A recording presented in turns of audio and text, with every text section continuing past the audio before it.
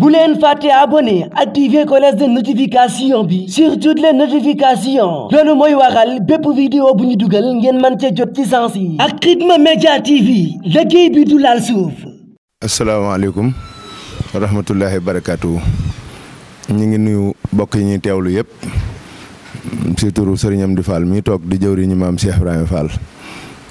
Serigne bi wax na ne mi ngi nuyu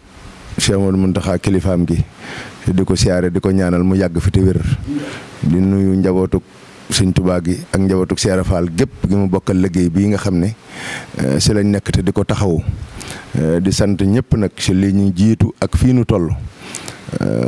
te di am yaakaar bu baax si lii nu dëgmal ñu wax di soññee ak di feddali rek di wone xolam bu sedd si taxawaay bi nga xam ne murid yëpp am na ko si ndigal yi nga xam ne moom la ñuy taxawu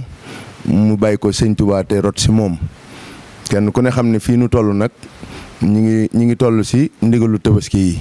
muy saytu ko war koo yët jëwriñam di Cheikh Modou Mountakha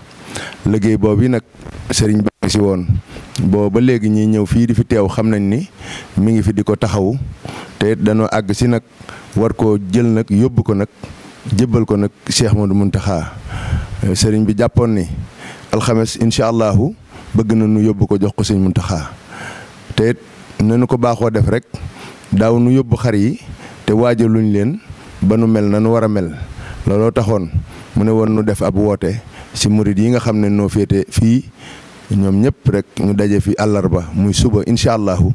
ñu waajal xar yi sang leen ba nu set wécc ba ñu mel na nu war a mel ba ñu taaru mel nanu ni nga xam ne dina méngoog lu jógee kër Cheikh Rafal jëm kër Sëñ Touba su ko defee bu nu xëyee incha allahu sa ëllëg sa di alxames moom it ña nga xam ne ñoom la sëriñ bi tànn jox leen ndigal nu yóbbul ko xar yi jébbalal ko sëriñam ba ñoom ndigal loolee jot nañ ko te xam nañ nu koy taxawoo waaye nun murid yi nga xam ne daal mën na noo ñëw fii suba incha allahu àllarba nañu fi daje. su ko defee ñu sang xar yi ba nu set wicc ndax day liggéey boo xam ne du liggéey bu ndaw ndax lim bi da du lim bu ndaw kon nag dafa laaj murid yëpp nag tabbal si seen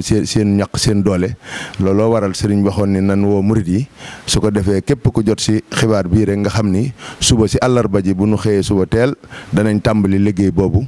taxawu ko ba jant bi so waxtu bu àggee rek nu ñëw sëriñ bi ñaanal nu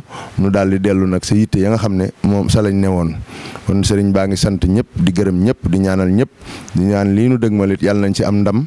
nu weesu yañ daa am sëriñ bi nangul nu ko te ñi nga xam ne accès gu noot suñu borom def nu accès ak jàmm seenub liggéey nanu bëggee rek mu amee ko noona barkeb Cheikh Ibrahima Fall ñaanal Cheikh Modou Mountakha mu yàgg fi lool te ànd ko wér di ñaanal njabootu Sëñ Tuubaa ak njabootu Cheikh Fall gépp ak jëwriñam yëpp suñu borom yàggal leen fi te wéral leen te mottali seen yéene barkatu rasulullahi barke maam Cheikh Ibrahima Fall asalaamaaleykum wa rahmatullahi wa barakaatu.